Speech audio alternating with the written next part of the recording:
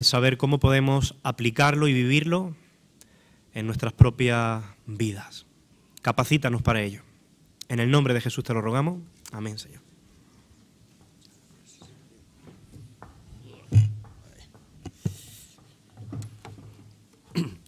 La verdad es que es un regalo estar aquí delante, poder levantar la vista y veros a todos vosotros, sentirnos familia, compartir la alabanza, todo lo que es este tiempo.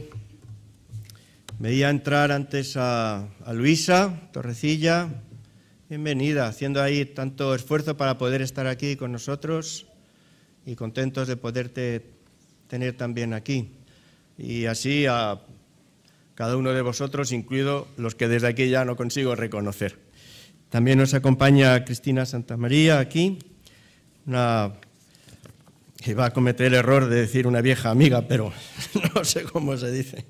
Lo cierto es que nos visitó hace 10, 11 años, estábamos en Canillejas y pues igual de asombrada que nosotros cuando llegamos aquí y nos encontramos con esto. Luego tendrá ocasión de saludar a Mariano, que seguramente no se acuerda, pero cenó en su casa con Nani Ruiz, una amiga común, vivían detrás de la iglesia.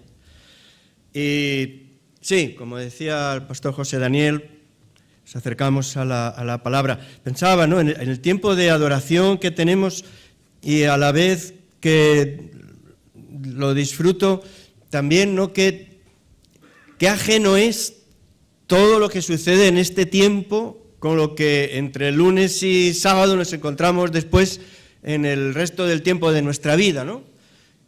Incluso el vocabulario es distinto. Parece que nos movemos en dos universos completamente diferentes, pero hay una palabra y todo lo que esa palabra implica que lo vincula y lo hace de una manera apasionante. Lo estrictamente espiritual y lo cotidiano, lo que tiene que ver con nuestro desarrollo en nuestra relación con Dios y nuestras inquietudes de carácter social, las miserias que vemos a nuestro alrededor y nuestros anhelos más trascendentes. Y esa palabra es la palabra reconciliación, una palabra preciosa. La historia de la salvación es la historia del proceso de reconciliación entre Dios y la humanidad. Todos memorizamos Juan 3:16, de tal manera amó Dios al mundo, ha dado a su Hijo. Pero ese texto no es solo una fórmula de salvación individual, es todo un principio fundacional de reconciliación. Y sobre esto me gustaría considerar esta mañana, porque además es un proceso peculiar. El proceso de reconciliación entre Dios y la humanidad, ya lo sabéis, arranca a iniciativa de Dios y lo desarrolla en términos de sacrificio, entrega a su propio Hijo y lo hace al precio desmedido de actuar así para con sus enemigos. Eso dice la palabra, éramos rebeldes y enemigos para con Dios. Pero lo que solemos llamar la historia de la salvación, en realidad, y en un sentido aún más amplio, es la historia del proceso de la reconciliación entre Dios y los hombres. Pero fijaos, no hay iniciativa nuestra, hay iniciativa de Dios. Y no pagando nosotros un precio, sino dándolo Él. Y haciendo todo ese esfuerzo, no cuando estábamos clamando y suplicando su misericordia sobre nuestras vidas, sino cuando vivíamos de espaldas a Dios. Ese sentido de reconciliación lo impregna todo en la Escritura, impregna nuestro trato con Dios, está llamado a impregnar la relación entre nosotros y está llamado a ser también el ministerio de la Iglesia de Jesucristo en medio del mundo, en medio de la sociedad, como escuchamos hace un momento, el ministerio de la reconciliación. Si el concepto de salvación es amplio, el concepto de reconciliación es todavía más rico. recordamos la epístola a los romanos, porque es un esbozo de este proceso. Dios muestra su amor para con nosotros, se dirige a nosotros, busca la reconciliación con nosotros, muestra su amor para con nosotros en que siendo aún pecadores, viviendo al margen de Dios, de espaldas a Dios, siendo rebeldes para con Dios, enemigos ante Dios, aún entonces, fue entonces que Cristo murió por nosotros.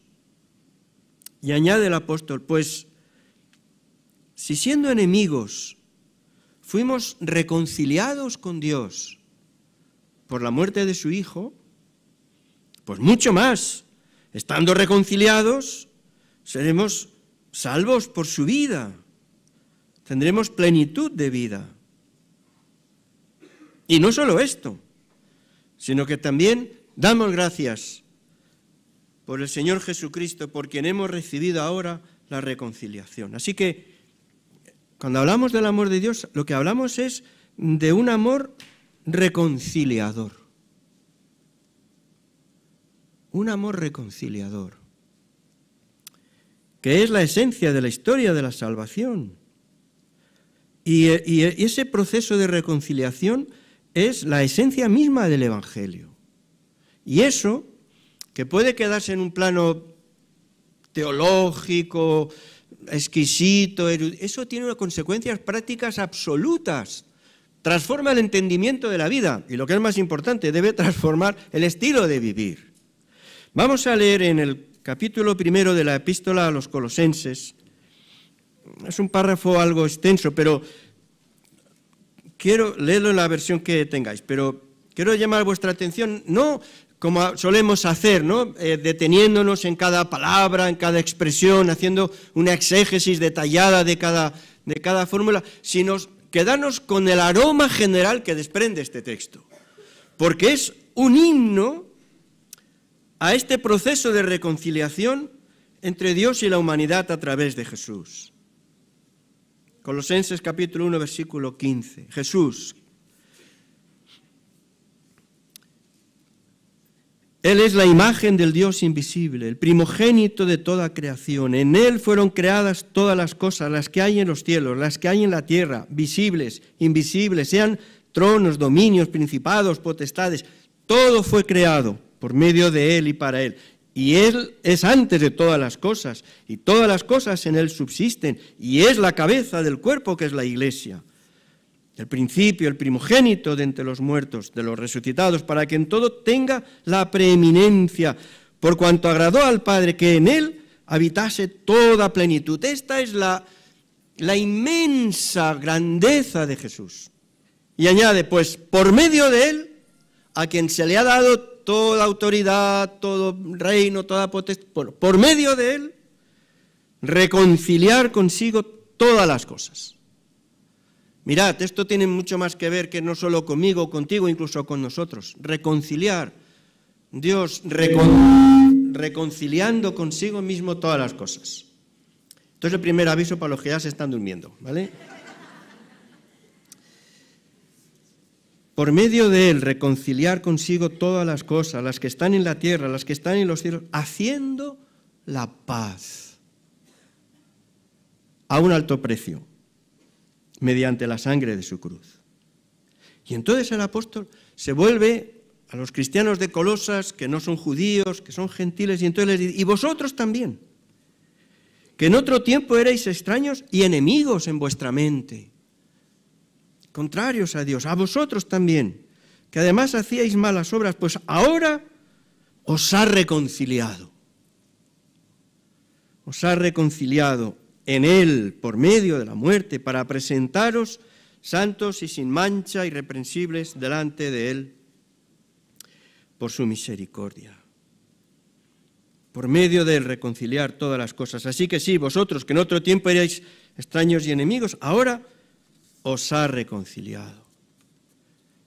Y el apóstol resumirá todo esto de una forma tan potente, tan vibrante, para expresar lo que es la misión de la Iglesia y de los cristianos en medio de este mundo. Lo acabamos de escuchar en la epístola, la segunda a los Corintios, ¿no? Dios, que nos reconcilió consigo mismo por Cristo, nos dio el ministerio de la reconciliación, la misión de la reconciliación. A veces nos preguntamos por el papel de la Iglesia, los cristianos en el mundo, en medio de la sociedad. Durante unas semanas estudiábamos en el tiempo de escuela dominical la relación entre los cristianos, la política, la sociedad. Bueno, ¿qué nos corresponde hacer? ¿Cuál es nuestro lugar? ¿Qué papel tenemos? ¿Qué podemos aportar? El ministerio de la reconciliación. Cada vez que identificamos el mensaje de la reconciliación con Dios y entre los hombres en Jesucristo, cada vez que identificamos ese mensaje y ese proceso con una ideología humana, con un determinado color político, cada vez que cometemos el terrible error de hablar de los nuestros y de los otros, de estos son los míos, y de alguna forma identificamos este llamado de parte de Dios con estos elementos tan estrictamente humanos, nos convertimos en parte del conflicto y arruinamos el testimonio que la Iglesia o el cristiano puede ofrecer. Nos convertimos en parte y entonces ya solo podemos jugar en el terreno de si ganamos o perdemos. Pero ese es el terreno propio de la condición humana. Nosotros no estamos para ganar o perder, nosotros estamos para reconciliar en nombre de Jesús. Ese es nuestro lugar. Ese es nuestro papel en medio de la sociedad. Y volveremos un poco más tarde, pero eso quiere decir entonces también la siembra de la reconciliación, convertirnos en, muy modestamente, pero en fermento de reconciliación en todos los planos de la existencia, en el plano más concreto que nos rodea, desde nuestra casa, la comunidad de vecinos, la nación, el planeta. Ese es nuestro lugar. Y eso no es una cuestión de ideologías humanas, no, eso es purita teología de la cruz. Ese es el llamado, ese es nuestro lugar. Y para eso, en primer lugar, y antes que cualquier otra cosa, vivir nosotros de forma reconciliada. Hay otro himno, otro cántico a la reconciliación en la epístola a los Efesios, tan potente, tan ignorado aún entre nosotros.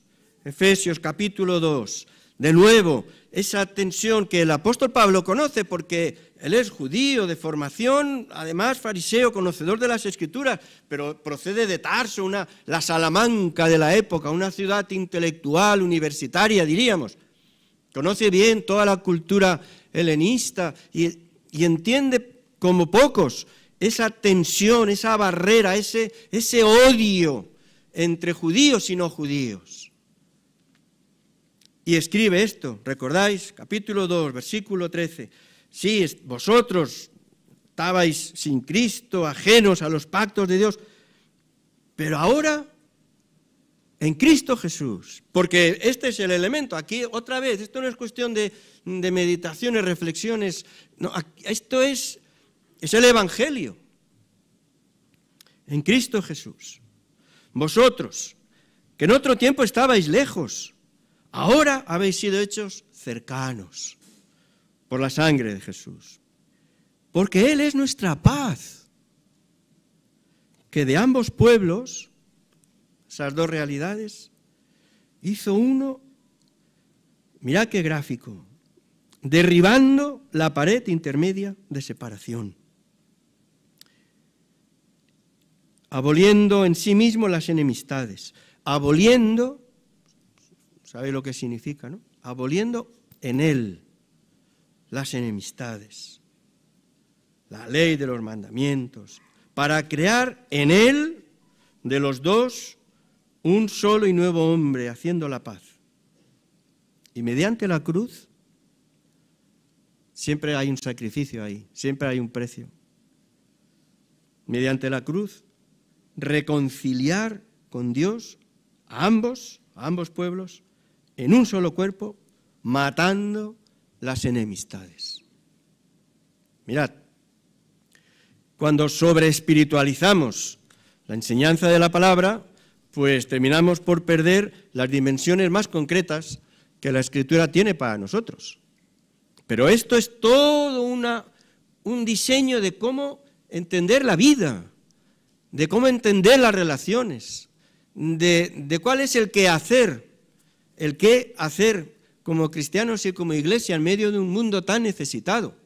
Anunciar salvación, sí, más aún, anunciar reconciliación, que tiene que ver en nuestra relación con Dios y aún con nosotros mismos y con nuestros semejantes y con el conjunto de la creación. Anunciar reconciliación, ese es el resumen de la historia de la salvación. Lo que Dios ha hecho en Jesucristo, aquí lo tenéis, una y otra vez. Alguien por lo demás, tan ortodoxo como John Piper, ¿no? Él habla de esto. Él dice, Dios quiere crear un nuevo pueblo en Jesús, donde las personas estén reconciliadas unas con otras por encima de cualquier división, que no sean extraños, que no sean extranjeros, que no haya enemistad, que no estén distanciados, que sean conciudadanos de una ciudad de Dios. La muerte del Hijo fue para reconciliar entre sí a grupos de personas enemistadas y extranjeras en una sola familia. Así que cuando hablamos de estas cosas, no, aquí no estamos hablando de cuestiones, bueno, esta es la percepción que tiene fulanito, esto es de la cosa de la política, a él le parece, no, a mí no me parece nada. Y además interesa muy poco a nadie lo que a mí me pueda parecer. Es más, yo creo, después de 22 años todavía no sabéis, creo. Desde luego aquí no he hablado jamás de ese tipo de cosas, de política, ni de dónde estoy, ni de dónde dejo de estar. Es que esto no es cuestión de política. Esto tiene que ver con la esencia del Evangelio, con la esencia del reino de Dios, con la naturaleza del reino de Dios, con lo que significa el mensaje de salvación, que es el anuncio de reconciliación entre Dios y los hombres y entre los propios hombres. Por eso es vital, y por eso insiste la Escritura del apóstol, en que la Iglesia sea evidencia de reconciliación. Muchas veces lo hemos mencionado y no importa mencionarlo de nuevo. Cada vez que pensamos, porque estratégicamente puede ser mejor levantar iglesias uniformes, iglesias solo de jóvenes, solo de artistas, solo de ricos. Ahí he estado yo un tiempo, pero bueno, no eran suficientemente ricos y tuve que dejarla. Estamos negando el anuncio, nada menos que el anuncio del Evangelio, que es el anuncio de la reconciliación. ¿Qué reconciliación mostramos a nadie cuando todos los que están a mi alrededor piensan exactamente igual que yo, son exactamente como yo? Jesús dice que también los ladrones se llevan bien entre sí.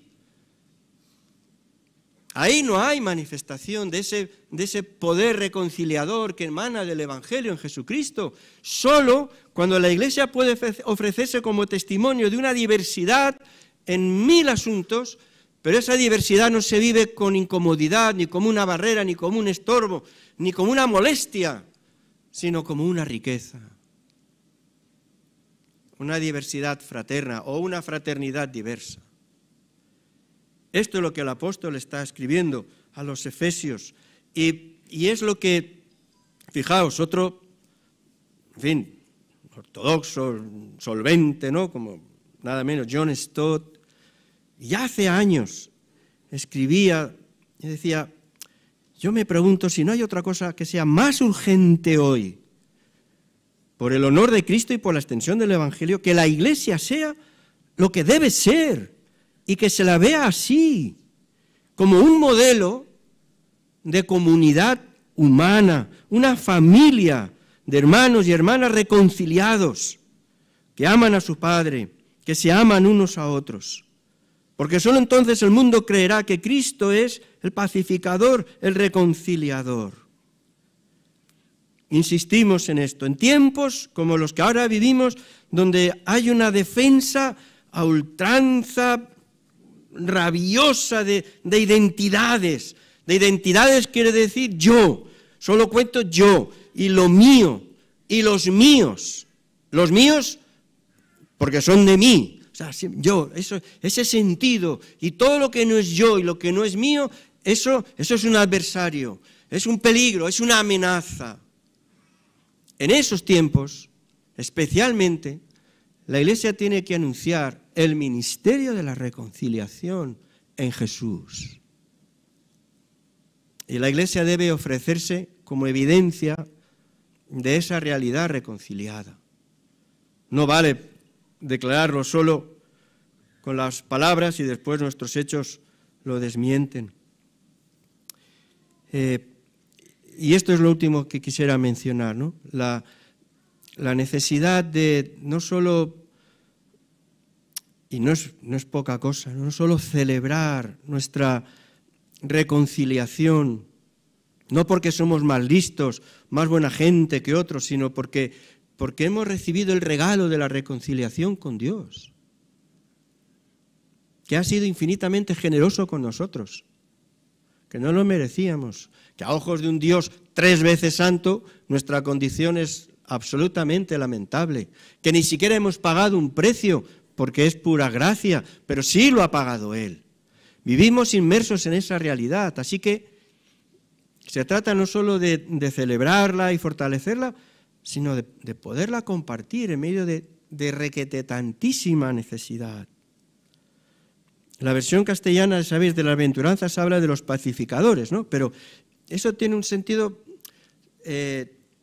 apenas en inglés, pero claro, la traducción son no los pacificadores, que parece que tienen un tono así como pacífico, no, es mucho más proactivo. Son los hacedores de paz, los hacedores de paz.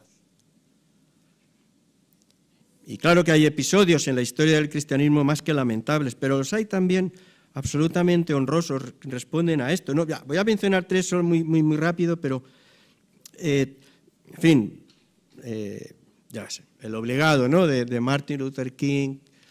Pero lo interesante era la idea no simplemente de reivindicar, porque no se trata tampoco de pasividad o de ese tono imparcial, equidistante, todo. No, claro que no.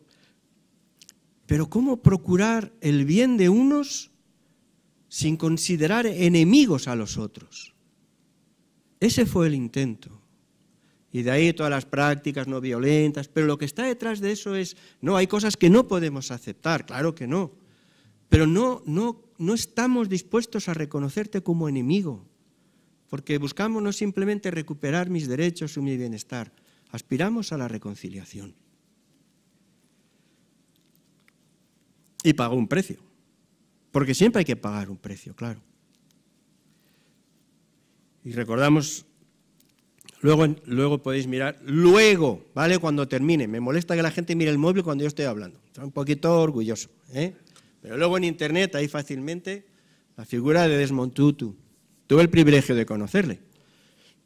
Un gran hombre, igual de bajito que yo, por cierto, más moreno, eso sí. En Sudáfrica, después del apartheid, todo lo que aquello significaba. Y él dirigió, en base a todos los valores del Evangelio, una comisión nacional de reconciliación. Y, claro, Premio Nobel de la Paz, ¿no?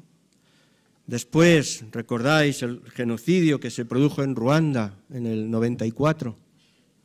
Casi 1 millón de personas fueron asesinadas a machetazos, casi 1 millón de personas en 3 meses.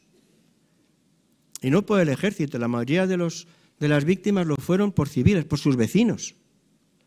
Aquel conflicto entre Hutus y Tutsis. Lo que muchos no saben es que después de aquel genocidio entre vecinos, se crearon toda una serie de iniciativas de reconciliación, incluido grupos de personas de ambos bandos, víctimas y victimarios, que recorrían las aldeas como testimonio vivo de reconciliación, no de una forma caprichosa, ni gratuita, ni superficial. Detrás de eso, como en toda reconciliación, hay procesos duros, difíciles, pero reales, y que en tantos casos manan no solo del Evangelio, pero desde luego, claro que del Evangelio. Recordábamos hace bien poco la figura de Jean-Paul Le Dirac. Jean-Paul Le Dirac pasa por ser uno de los más reconocidos mediadores de conflictos internacionales a nivel secular, por años en Centroamérica, en diferentes continentes, mediador de conflictos internacionales. Vivió unos años en Barcelona. Cristiano menonita, reconocido mundialmente por los aportes en términos de reconciliación, de estrategias, de procesos de reconciliación. Ahora empieza a hacerse común hablar de justicia restaurativa, toda una comprensión de la justicia que aspira a ir más allá de penar al culpable, que deberá pagar por sus delitos, pero que aspira además a buscar la rehabilitación de las víctimas y, si es posible, la reconciliación. Algunos de los diálogos restaurativos que nos han llegado por televisión entre víctimas y victimarios en el País Vasco, y hay documentales y todo eso, ¿no?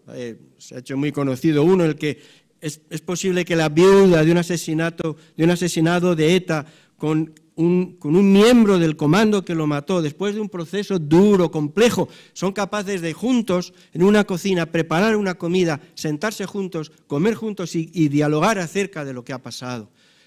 Y que pasa, lógicamente, por el reconocimiento de la culpa de unos y por la generosidad en el perdón de otros. Pero todo eso, que es posible, el padre de la justicia restaurativa, todo el mundo lo reconoce, es Howard Thurr. Es el primero que diseña toda esta comprensión de la justicia. Es otro cristiano menonita. Y se declara así en los libros en los que él trabaja.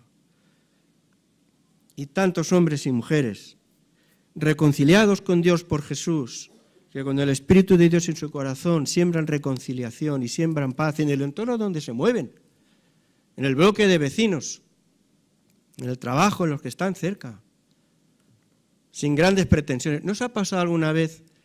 Nos han dicho, no, yo creo que es que tú transmites paz. A mí a veces me dicen algo bastante distinto, sobre todo los cercanos, pero ¿no es verdad? En la otra iglesia donde servir, una iglesia local grande, pero en el bajo de un bloque de edificios, las reuniones de la comunidad de vecinos eran espectaculares.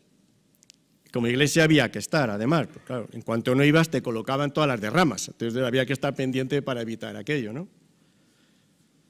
En el minuto 1 de la reunión, la gente se insultaba. En el minuto 2 se pegaban, ¿vale? Había un patio interior y tuvieron que levantar un muro, literalmente, porque había dos vecinas que se encontraban en el patio interior, cada vez que se encontraban se daban. Y entonces le pidieron al pastor de la iglesia que presidiera las reuniones. Y de vez en cuando él además invitaba a los vecinos a cenar juntos allí en la iglesia. Y se convirtió, no le han dado el premio Nobel, tampoco aspiraba a eso, pero se convirtió en un elemento de reconciliación. Un día, ese proyecto de Dios de reconciliar consigo todas las cosas, no solo mi salvación personal o la del otro, ese proyecto reconciliador de todo, un día eso será realidad completa, ¿no? En la eternidad. La imagen que transmite Apocalipsis, más allá de algunas imágenes tremendas, ¿recordáis? Una gran multitud, la cual nadie podía contar, enorme, inmensa, de todas naciones, tribus, pueblos, lenguas, estaban delante del trono, en la presencia del Cordero, vestidos de ropas blancas, con palmas en las manos. Clamaban a gran voz diciendo: la salvación pertenece a nuestro Dios que está sentado en el trono y al Cordero. Es una imagen de reconciliación. Ya no hay banderas de uno o de otro país, hay palmas que son de alabanza.